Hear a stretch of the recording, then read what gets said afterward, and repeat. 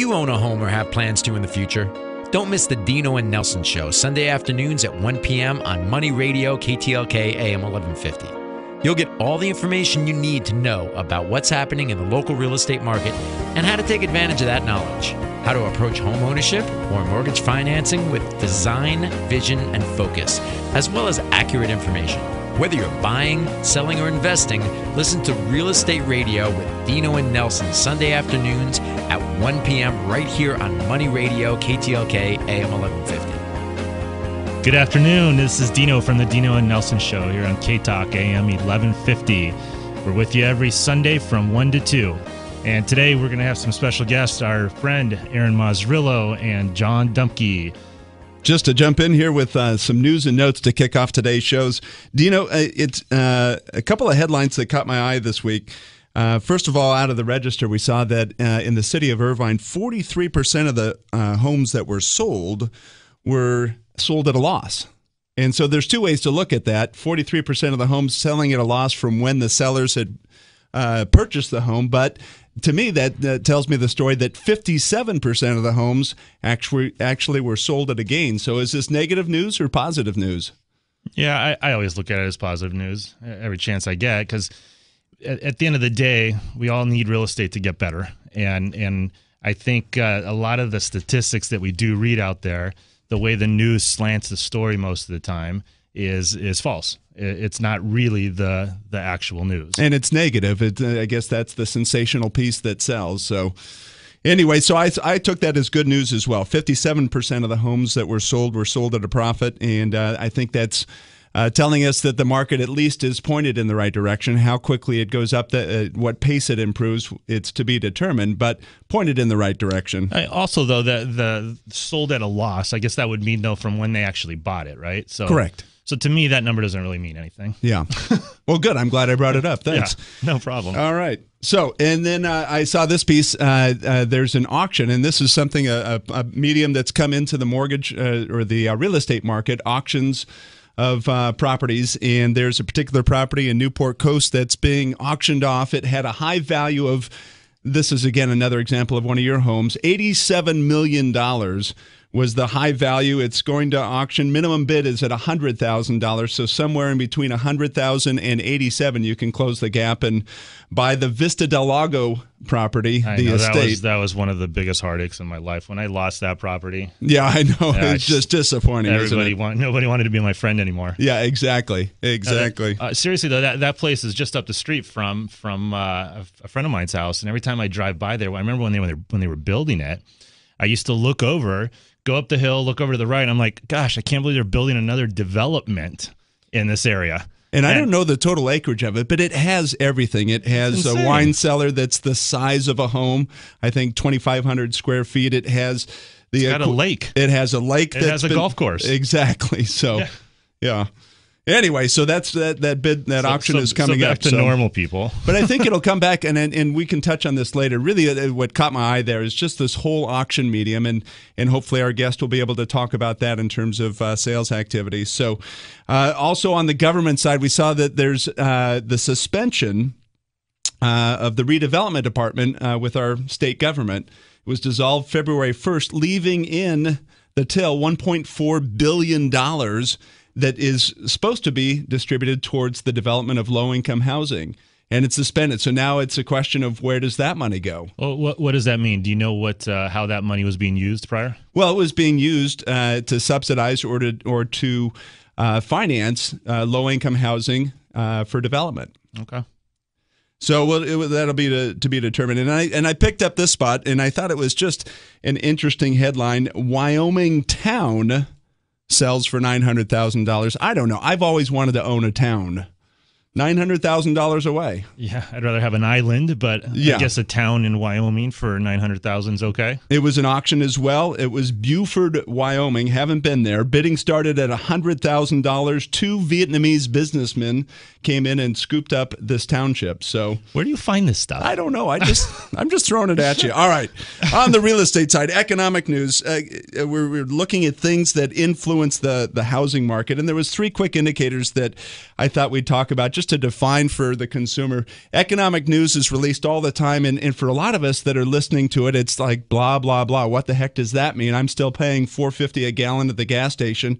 I know I can't afford that, but there was 3 signs that that impact the housing market.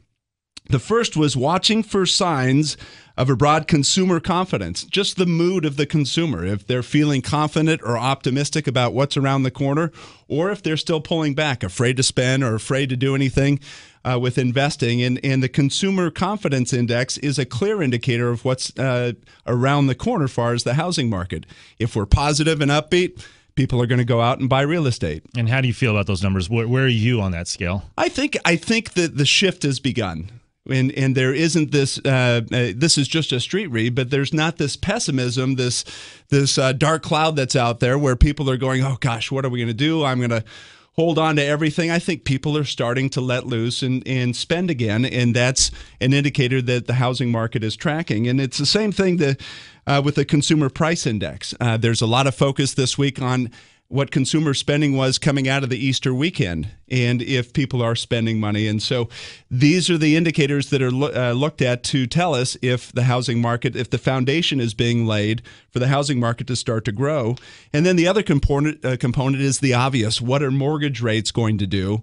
And everyone is looking at the weekly broadcast from Freddie Mac or Fannie Mae in terms of the average interest rates. They have bottomed out once more. So there's going to be all this messaging again on record low interest rates. Well, last week, in fact, it did that. 30-year fixed rates averaged out at 3.88%, and 15-year fixed rates were all the way down at 3.11%.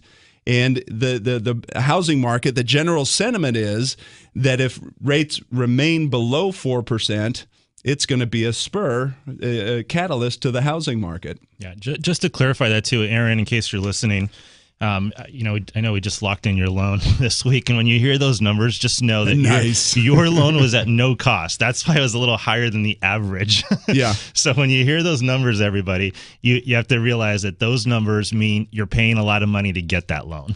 Or you didn't apply with Nelson. I mean, one of the two, right? Yeah, but I mean, come on. All right. No, and that's an important distinction. In all seriousness, there are different categories for interest rates, whether you're paying points or not paying any points or paying your own closing costs or having those covered by the lender. And so it creates these differences that a lot of people don't understand. You know, at the end of the day, though, you were talking about kind of the consumer confidence and what's going to happen with the rates and what's the longevity. Can they sustain these levels? And I'm not a conservative person by nature. And I am extremely optimistic, but this is the one time I'll go ahead and say that I believe you should lock. You should lock, you should do your loan and get it over with. Because at the end of the day, rates might go up. They might stay this way for another year, but who knows? Why take that chance? If they're here now, take it. Take the rate. If they drop again, you can always refinance. It's not a big deal. And it's the same recommendation that I extend. Essentially, get while the getting's good if you put it into street terms. Absolutely. Once again, you're listening to the Dino and Nelson Show here on K-Talk AM 1150, and we can be reached at 888-814-3335. That's 888-814-3335, or you can reach us on the web at thedinoandnelsonshow.com. We'll be back right after the break with Aaron Mazzrillo, real estate guru.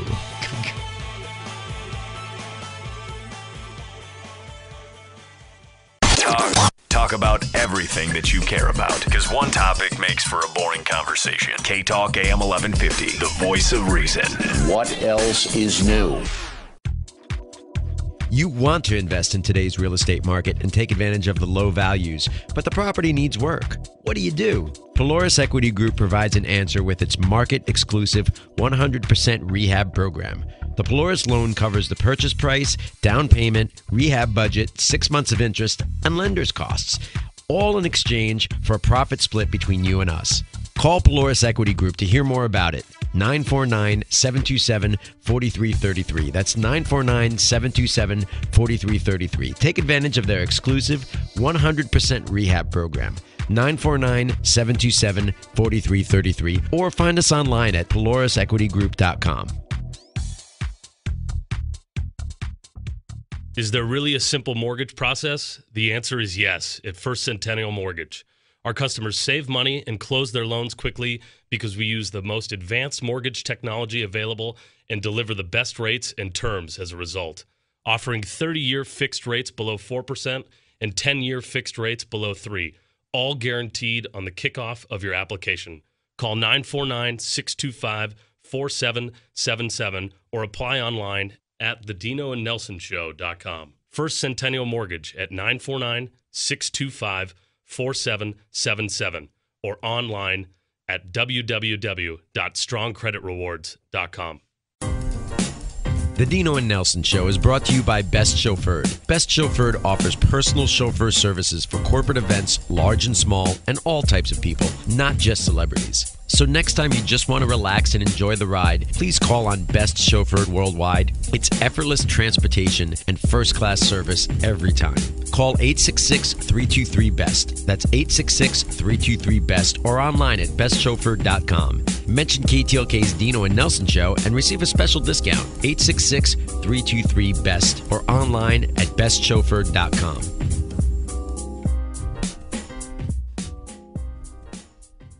This is Nelson from the Dino and Nelson Show, and finally, a reputable legal firm. CDA Law Center, a nationally recognized nonprofit homeowner advocate, one of the most trusted firms in the country for helping consumers with their loan modification process.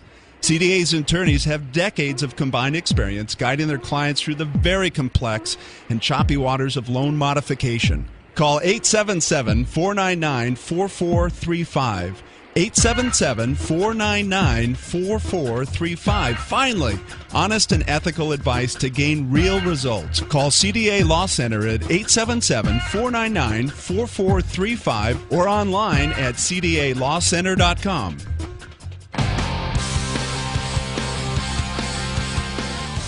Welcome back to the Dino and Nelson Show here on K-Talk, AM 1150. You can always reach us at 888-814-3335. That's 888-814-3335 or thedinoandnelsonshow.com.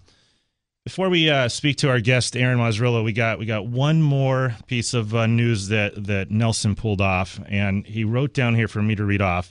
Business Insider reports something crazy is happening in the Southern California housing market. So, being that you have the word crazy in here, I'm going to go ahead and just refer to you since you can probably relate to it a little bit better. Well, the headline read crazy, and it does, the article, it references that in terms of the all-in cost of renting a house is more expensive than buying a house. And I think that's a perfect storyline to understand why that is and why it's a good time to enter into the investment market where you can become the landlord and have a community of tenants.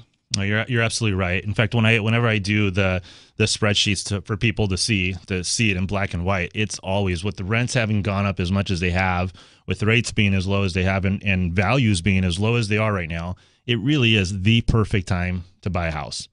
So with that said, we want to introduce our guest today, Aaron Mazzrillo, and he laughs when I call him this, but he has become, I think, the real estate guru in Southern California. He started out as somewhat of a punk kid. At least that's what he looked like when I first met him. And he was an Old Navy guy, worked in construction. Old Navy, not in the clothing line. Clarify that. Yeah, I'm sorry. A real Navy guy. Did the real stuff, jumped in the water. What was your... a rescue swimmer. Rescue swimmer. So he's the real deal. And got out of the Navy, got into construction.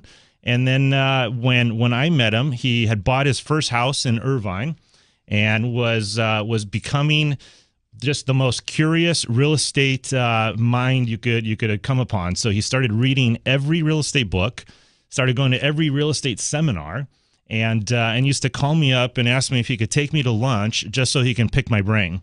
Years later... Short lunch, right? Very nice. You finally came up with something. Well, I've been waiting. So years later, the guy actually has, I believe, even written a book.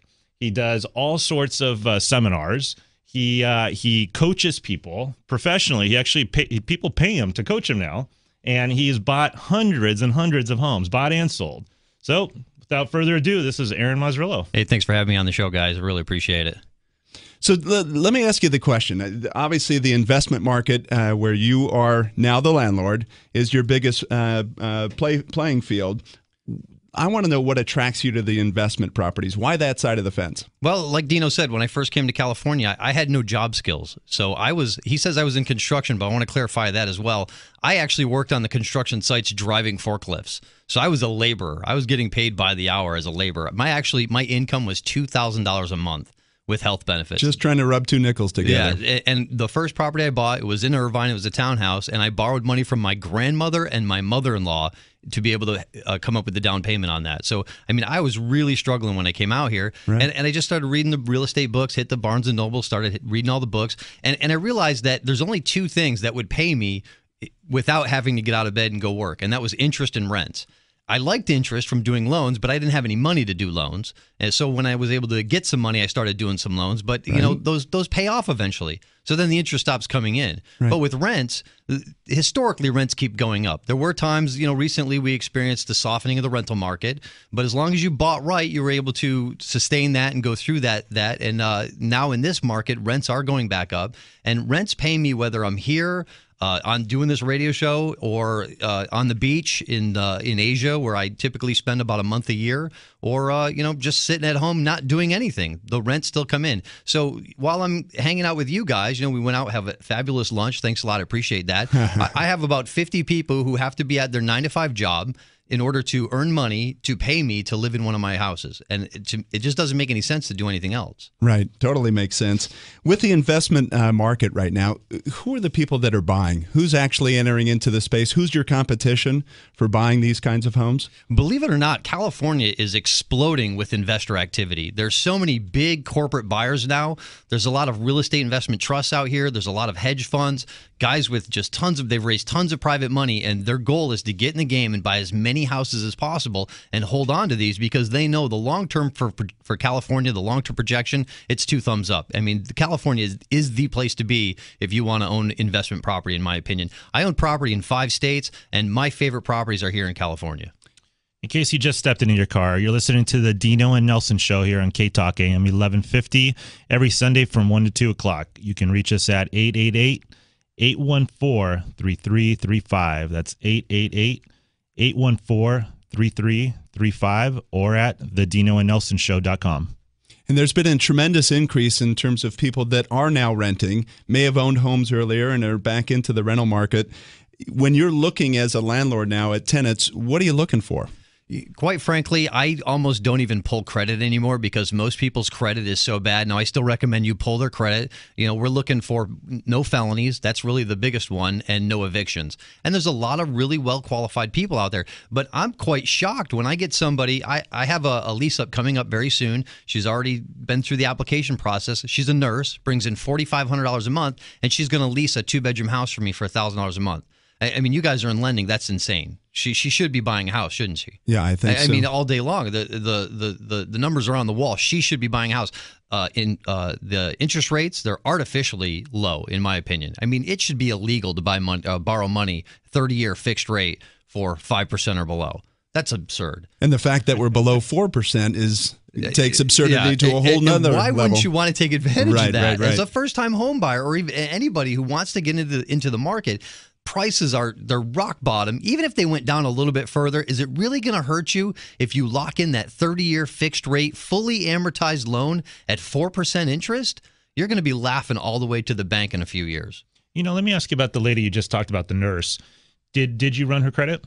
Absolutely, yeah. So what was her problem? How come she's renting a place for $1,000 when she makes that money? Does she have a short sale or something on her credit? And that's who a lot of my tenants are. We're seeing a lot of people who they're victims of the foreclosure crisis, and they're coming into the rental market.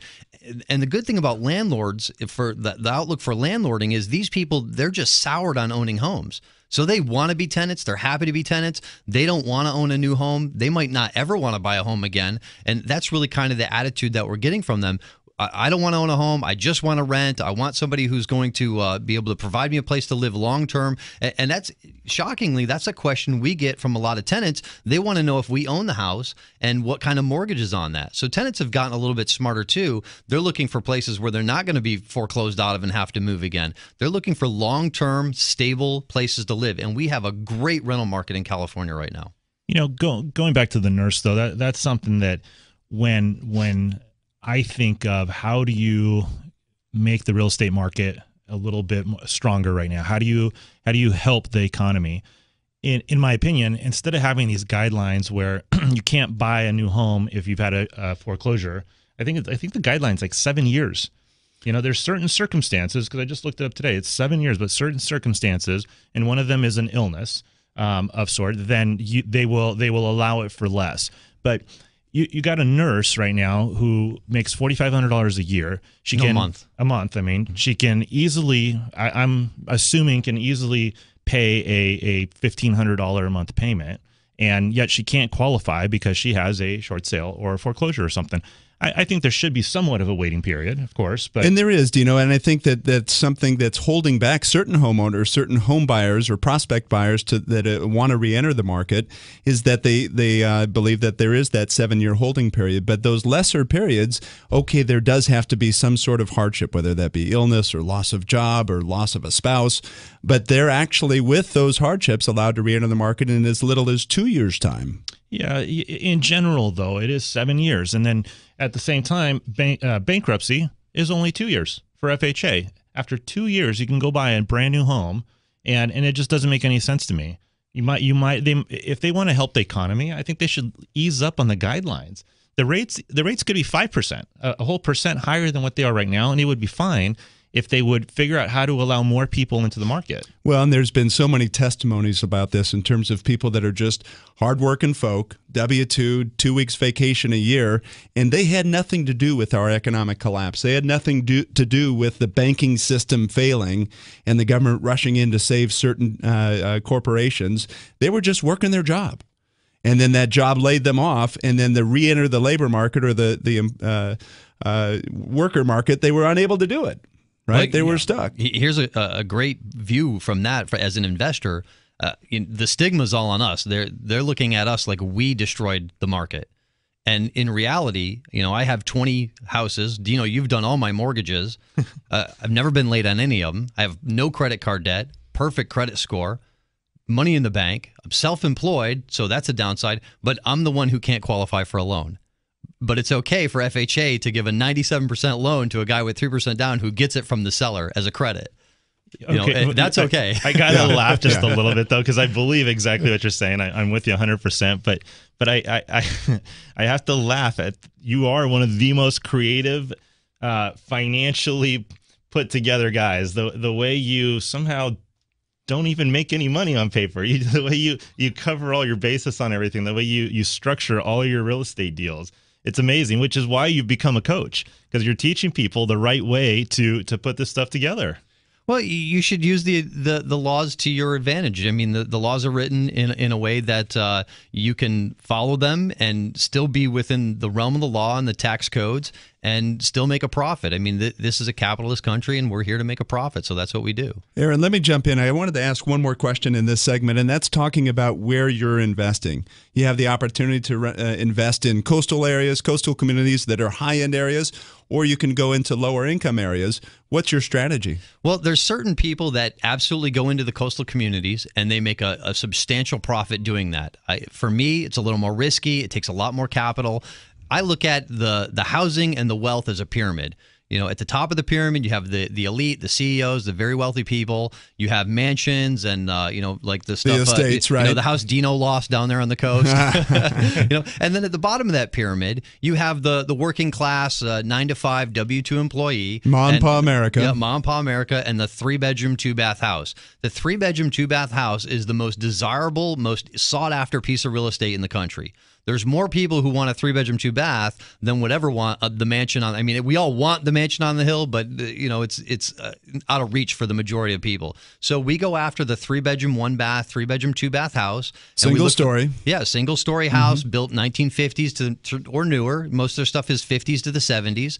1 or 2 car garage on a nice track house with a fenced in backyard, and we buy those. There's opportunity in all bad situations. I mean, if a hurricane hits, you think the roofers don't make money? Absolutely. So when this real estate meltdown, we're going to make money off the foreclosures. You are listening to the Dino and Nelson Show, and our guest Aaron Mazzrillo will be back in just a minute. Meanwhile, if you want to find out a little bit more about Aaron, you can check us out on our website at thedinoandnelsonshow.com, or give us a call and we'll put you in touch with them.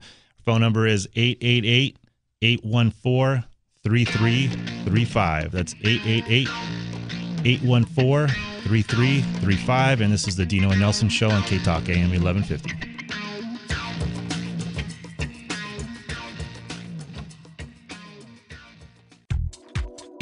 What do you do when your bank simply says no to your real estate purchase? Polaris Equity Group provides an answer. Yes. Our flexible purchase and bridge loan programs are the direct result of our involvement in more than 3,000 transactions of varying size and complexity. Since 1991, Polaris has completed over $500 million in real estate investment transactions using both debt and equity solutions. When the bank says no, call Polaris Equity Group to hear yes. 949-727-4333. That's 949-727-4333. Logical decisions to execute a timely close.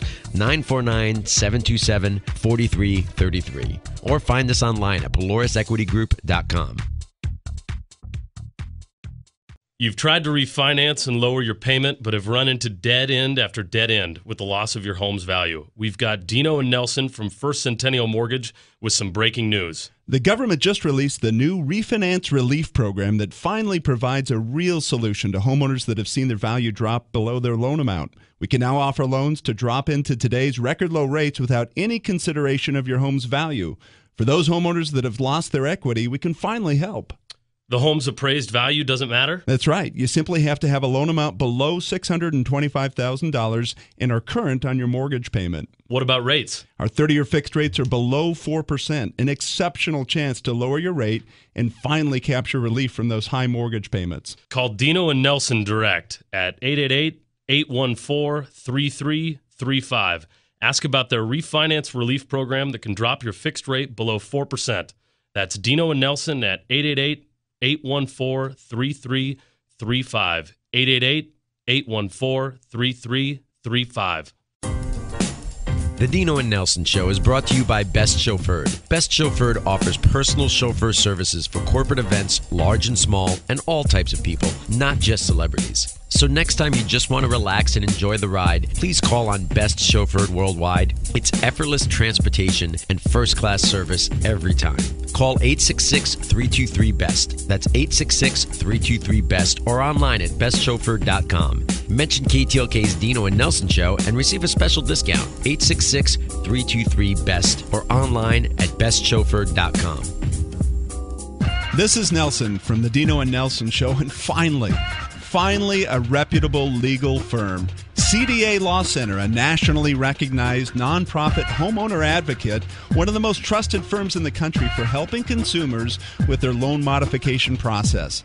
CDA's attorneys have decades of combined experience guiding their clients through the very complex and choppy waters of loan modification. Call 877-499-4435.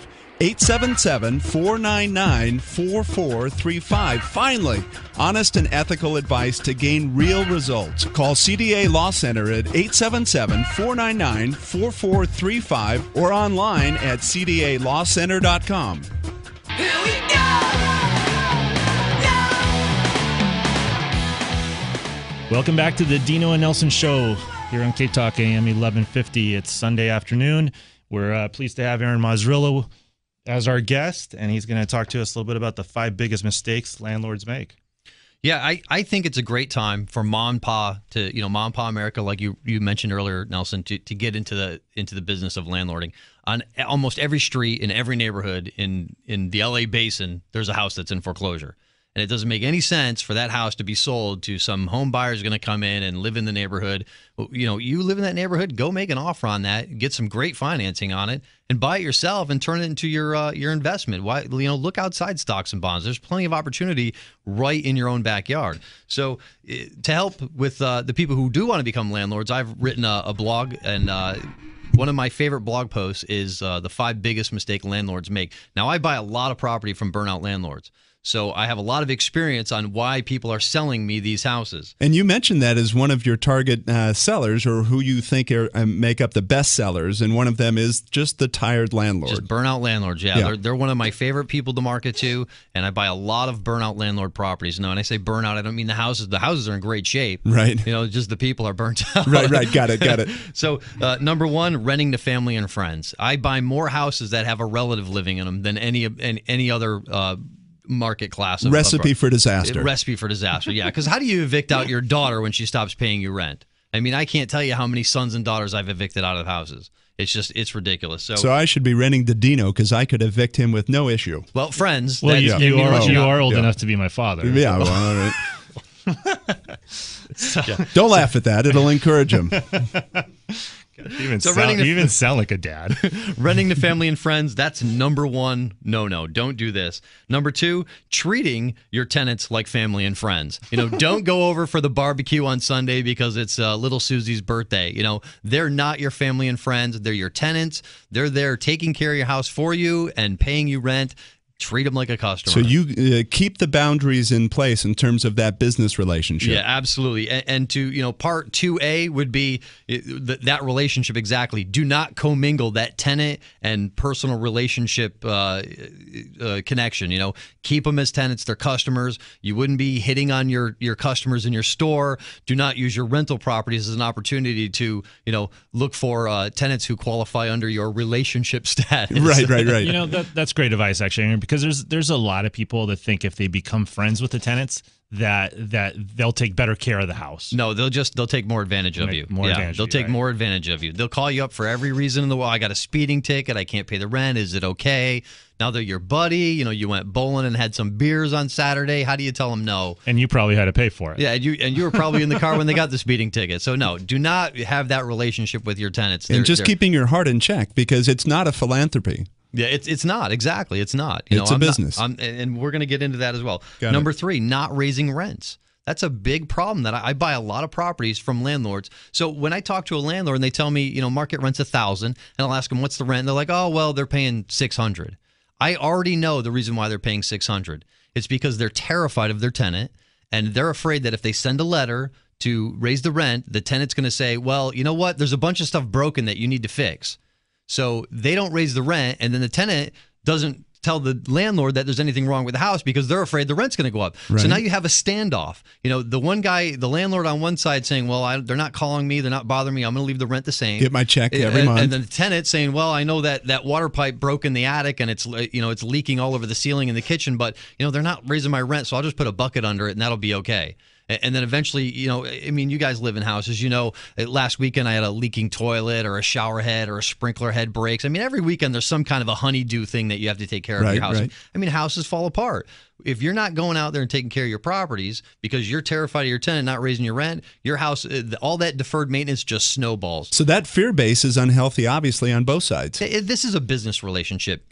Go out, raise the rents, deal with the tenants, fix the things that need to be taken care of, and treat it like a business. Yeah, do your job. Yeah, basically do your job. Yeah, you're a landlord. Be the lord of the land.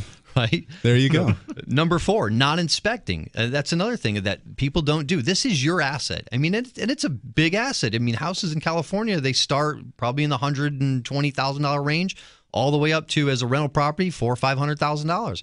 Why would you not want to be going out and inspecting that asset? You should go inside at least minimum once a year and see how your tenants are living and treating the place. You want to make sure they didn't convert the garage into another bedroom and moved in, the cousins and, the aunt. And there's that hesitancy as well in terms of, well, I don't want to be invasive. I don't want to be overlooking my tenants. I want to leave them in their own space. But that's, again, another unhealthy step or just a bad business decision. Bad business decision. Absolutely. You need to get inside and take a look. And a good indicator is what the outside of the house looks like is how the inside of the house looks like. So if your tenant's responsible responsible for mowing the lawn and they're letting the lawn die, I guarantee you the carpet is filthy dirty. You know, the paint, there's probably holes in the walls. The paint needs to be taken care of. You got to take care of the house. You got to go in and inspect it. It's ultimately your asset. It's your income producer. You want to maintain this in a nice livable condition, but you want people in there who are going to want to live in a clean place as well. I've always tried, every time something did go wrong with one of my rental properties, I always tried having the same guy go that could inspect the house for me. If it was a plumbing problem, I would turn out, I would go get the plumber that I was friends with that did all my properties, and he'd kind of walk around a little bit. He'd check things out. Yeah, great idea. Yeah, have him look around. Yeah, absolutely, great idea. Have him give you a report. So that's actually an excellent idea. We do the same thing with our maintenance guy. Have him go in and say, well, if there's a leak, something, tell him you need to check all the faucets. They become your eyes and ears. Yeah, definitely. But you need to get in there yourself. You need to get into those properties and look with your own eyes. In case you just jumped in your car, you're listening to the Dino and Nelson Show here on K-Talk AM 1150 every Sunday from 1 to 2. You can reach us at 888-814-3335. That's 888-814-3335. Hey, Aaron, when you do rent to a tenant, in the very beginning when you're signing the contract, is it a good idea to let them know ahead of time that you are going to be making physical inspections once a year? Oh, absolutely. This is when we lay the groundwork for the tenant-landlord relationship. We tell them up front, if something breaks in the house, you need to notify us right away. We want you guys to have a comfortable home to live in. We want you to enjoy living here. And if things are broken, they're our responsibility to fix them. We'll get them taken care of. Now, that doesn't mean I'm running out to the house every month and dealing with issues. I mean, I have a really hands-off landlord program. I'll have my tenant send me a text message or they'll send me an email. I'll just forward that to my maintenance guy and say, hey, I need you to contact the tenant. Here's the phone number. Set up an appointment. Deal with it. Send me the invoice. And it simply started just with giving them the invitation that it's okay. Yeah, exactly. Yeah, we want them to. We don't want them to move out, and tenants will leave if the house becomes a problem for their enjoyment of their lifestyle. So we want the house to be in good shape, and also it's our asset, it's our property. We want it to stay in good shape.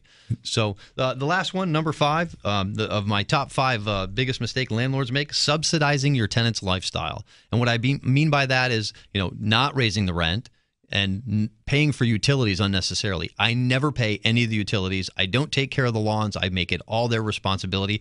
And again, that goes back to when I'm doing the lease up, I let them know, look, this is going to be your home. This is where you live. You need to treat it like it's your home. You are paying me rent, but you live here. You need to take care of the yard. You need to pay your water bill. If you're using too much gas, then you need to lower the heat. You need to create budgets for this stuff. And that allows us to get responsible tenants in there. And give them that sense of pride of ownership, or pride of living in that home. Absolutely, absolutely. So we're looking for... What do you do, though? What do you do, though, when you drive by and you see that the grass is, 3 feet tall? Just send them a notice. And what if they still don't do it? Start the eviction process. Because they didn't mow their lawn. Absolutely. What if they're paying their rent on time? Well, you have the terms of the lease. So if they stop mowing the lawn, in the lease it says that they have to mow the lawn, you can give them a 3-day notice to perform. And like you said earlier, Dino, that's an indicator that there's maybe something behind the doors that's also deferred, also let go. Yeah. And then ultimately, if they, like I have a particular tenant, they stop mowing the lawn, so we raised her rent, and then with the extra rent, we have a guy who takes care of the lawn now. Front yard only.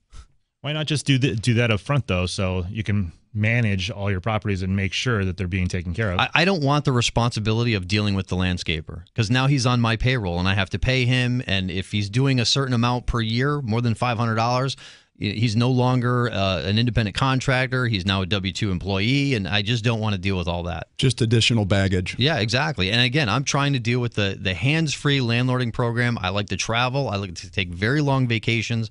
I don't want the tenant calling me and complaining that the lawnmower, the landscaper didn't show up and deal with the lawn this week. Sure, that makes sense. So, Aaron, tell us a little bit more about what you're doing these days, because you went from buying and selling tons of houses to actually putting together seminars and material so you can teach other people how to do this stuff, right? Well, I flew all over the country. Recently I just came back from Denver. I spent a week after that with guys that are much more successful than I am. I'm always looking to learn from people who've done what I'm doing, but on a bigger scale. So I spoke in Denver, and then I went and stayed at my friend's house and went and looked at some of his properties and learned what he was doing and got to listen in on his conversations and negotiating these big deals. So I'm always trying to get information from all different sources, from a lot of successful people, and implement that into my business to help me make more money. Well, a lot of people who want to get into this business, they can't afford maybe to fly to Georgia or Detroit or wherever these seminars are. And I've already been there, so I take that information back, I use what I can, and then I try to pass that along to local people and show them the stuff that I'm doing in my business that works and see if they can't take some of that and implement that into their own business. And you do have a number of seminars and speaking engagements in the local Southern California market, correct? Yeah, we do put on seminars quite regularly, yeah.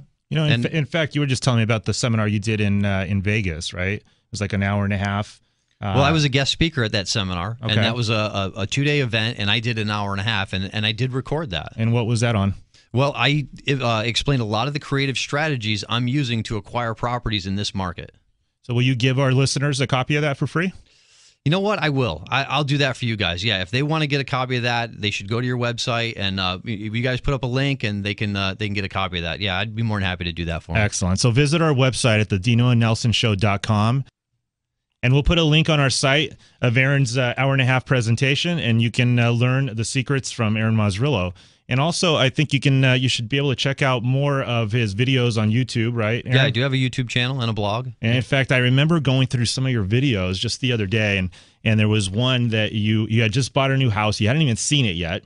And you were filming the grand entrance, but there was this big padlock on the door. So yeah, they had the regular deadbolt, but it wasn't working. So they'd put a padlock, like a master lock, on the door. Yeah, and those are actually really good locks. Yeah. So you showed up with these big bolt cutters. I had bolt cutters and thought I was going to be able to cut that lock off with my bolt cutters. Could not cut the lock off. So the video obviously stopped, and I was like wondering now what the heck does this house look like inside? You gotta watch part 2. You know what, Aaron, and something that in the time that we spent together that I really want to underscore is that these aren't really secrets. These are just proven methodologies, strategies, business disciplines that you've learned by actually going out and doing it. So I have no secrets. It's from the street up, right? Yeah, there's no new technique that works. You're going to hear about that on late night TV, the new secrets, the new technique. Right. This is the same. There's only a few ways to buy a house. You can use cash. You can use cash and some stuff. You can use some stuff, or you can trade it. And that's basically what we're doing. Yeah. We're not doing any new, no amazing magic, secret, no magic. Right. It's just the stuff we found in 50-year-old books at the library. If you wanted to read through them and learn on your own and try it and see what works and doesn't, you're certainly welcome to do that. But you've refined it to what does work. Yeah, we actually show you what works in this market today. The stuff. The stuff. A lot of stuff. A lot of stuff. All right. You're listening to the Dino and Nelson Show here on K-Talk AM 1150. You can reach us at 888-814-3335. That's 888-814-3335, or on the web at thedinoandnelsonshow.com. We'll be right back after this break. What do you do when your bank simply says no to your real estate purchase? Polaris Equity Group provides an answer. Yes. Our flexible purchase and bridge loan programs are the direct result of our involvement in more than 3,000 transactions of varying size and complexity. Since 1991, Polaris has completed over $500 million in real estate investment transactions using both debt and equity solutions. When the bank says no, call Polaris Equity Group to hear yes. 949-727-4333. That's 949-727-4333. Logical decisions to execute a timely close. 949-727-4333. Or find us online at polarisequitygroup.com. Talk about everything that you care about, because one topic makes for a boring conversation. K-Talk AM 1150, the voice of reason. What else is new? Is there really a simple mortgage process? The answer is yes at First Centennial Mortgage. Our customers save money and close their loans quickly because we use the most advanced mortgage technology available and deliver the best rates and terms as a result. Offering 30-year fixed rates below 4% and 10-year fixed rates below 3%. All guaranteed on the kickoff of your application. Call 949-625-4777 or apply online at thedinoandnelsonshow.com. First Centennial Mortgage at 949-625-4777 or online at www.strongcreditrewards.com. This is Nelson from the Dino and Nelson Show, and finally, a reputable legal firm CDA Law Center, a nationally recognized nonprofit homeowner advocate, one of the most trusted firms in the country for helping consumers with their loan modification process. CDA's attorneys have decades of combined experience guiding their clients through the very complex and choppy waters of loan modification. Call 877-499-4435. 877-499-4435. Finally, honest and ethical advice to gain real results. Call CDA Law Center at 877-499-4435 or online at cdalawcenter.com. The Dino and Nelson Show is brought to you by Best Chauffeured. Best Chauffeured offers personal chauffeur services for corporate events, large and small, and all types of people, not just celebrities. So next time you just want to relax and enjoy the ride, please call on Best Chauffeured Worldwide. It's effortless transportation and first-class service every time. Call 866-323-BEST. That's 866-323-BEST or online at bestchauffeured.com. Mention KTLK's Dino and Nelson Show and receive a special discount. 866-323-BEST or online at bestchauffeured.com.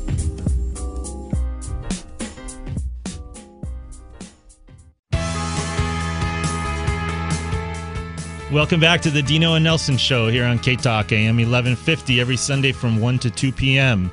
You can reach us at 888-814-3335. That's 888-814-3335 or on the web at thedinoandnelsonshow.com. Hey, Aaron, I got to believe after purchasing and selling hundreds of homes, there's got to be a few stories, some experiences that you go, wow, who would have thunk? I have a good friend, Mick. He's an Inland Empire landlord. He's same thing. He's owned hundreds of houses, and he has a saying that I think is so appropriate. You can't pay for this kind of entertainment. There's nothing more exciting than the thrill of management. So with that question, what comes to mind? I mean, what's some of the things that have happened out there as a home buyer? I purchased a house one time, and I walked in, and I purchased it from a brother, and he didn't tell his other brother that he was selling the house. And his brother was renting it. So we went in, and he had a display case in one of the bedrooms full of knives. Like you would go to the tattoo shop and see, like this huge display case full of knives. And that brother, the resident brother, wasn't home. So we're in the house, we're looking around, and he's just like, you guys got to get out of here fast, be quick, come on, hurry up. And I was a little upset because I drove all the way out to see this house. I'm like, no, I'm taking my time. I drove out here to look. He's like, you don't understand. My brother's going to come home.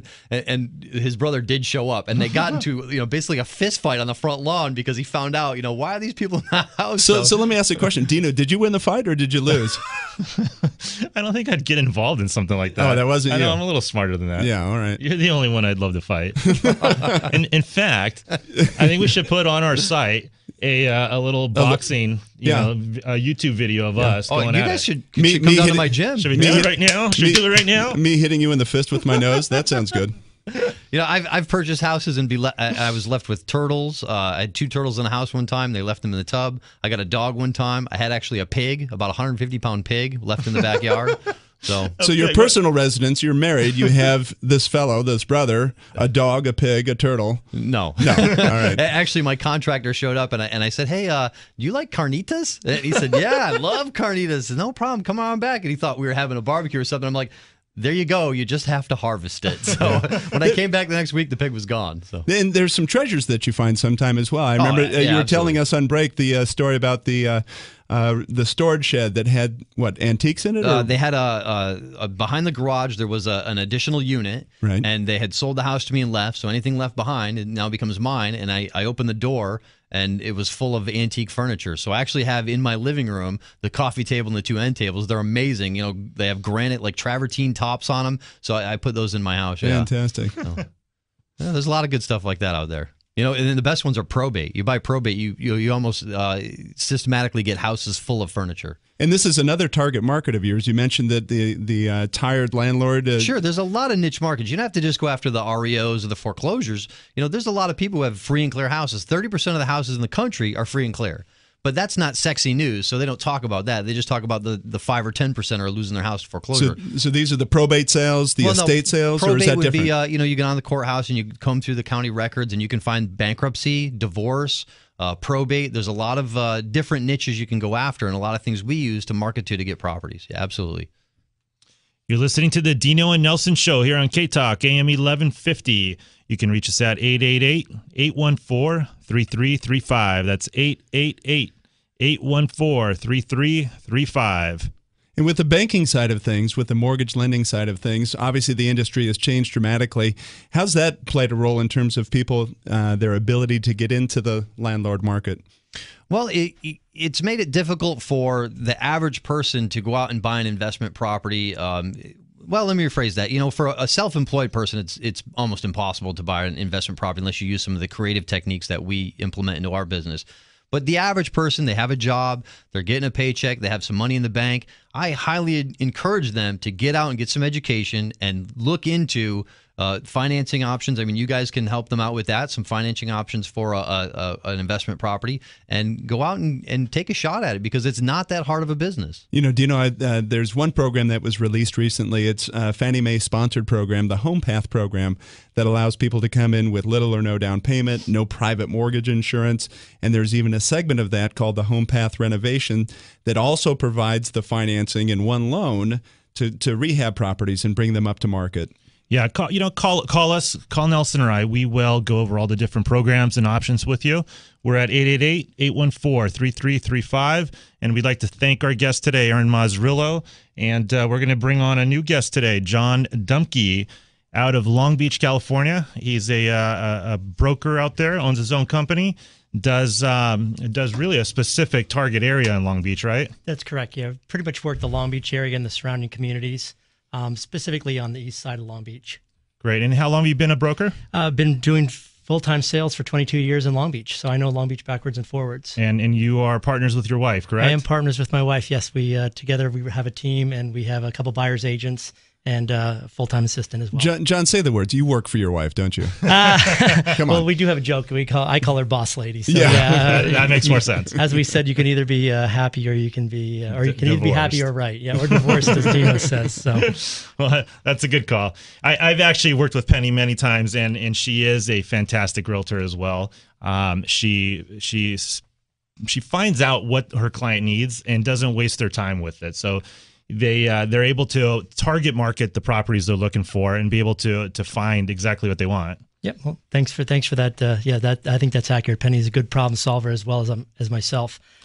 You heard us open the show talking about Irvine and the 43% of sales lower than the seller's original purchase price. 57% are selling at a higher price in Long Beach market. Give us a breakdown of what that's like. Well, my brain's been going. I mean, I really want to thank you for having me here today, especially with Aaron as the guest. My brain's going overtime in terms of all the things that we have to cover in 5 minutes, and so it's not going to be even possible to do that. But you've got kind of the overall health of the market, which we could talk about, and you also have sort of the individual segments within Long Beach or within Southern California.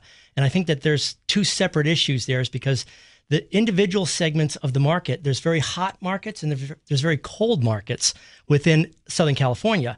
Yet overall, I think we have a pretty healthy environment. And do you find that even in the East Long Beach area that there's healthy pockets and not so healthy pockets? Well, East Long Beach pretty much is sort of your bread and butter type of neighborhood, sort of your post-World War II tract neighborhood, all single family. That marketplace is extremely stable, has always been extremely stable. And back in 2008, I wrote sort of an article called The Tale of Two Cities, because certain market segments were imploding and East Long Beach was remaining healthy. Now, I just was reading the Barron's article that said we're in a recovery in housing, and it was saying the tale of two cities as well. And so what you have to do is almost like what Aaron would do, is you follow the trail of where the bad marginal financing was put in place 5-10 years ago, and that's where all the foreclosures are. To a great extent, there isn't that much in the better neighborhoods. In fact, we're experiencing a real lack of inventory in this marketplace. And what you're talking about in that post-World War II type of housing, that is the 3-bedroom, 1 or 2 bath kinds of properties that are right in the strike zone of great opportunities, correct? Yeah, that would be the case, yes. Yeah. John, specifically in the area you work in Long Beach, are you finding that homes are having multiple offers now?